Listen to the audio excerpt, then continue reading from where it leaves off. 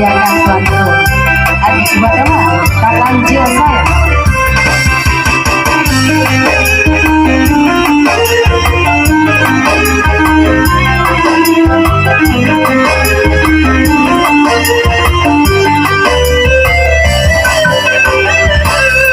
Gurunya badan bukan tindak makan, guru kami dia palito hati, sadang disayang dapat jalan, rawak rasanya jantung tidak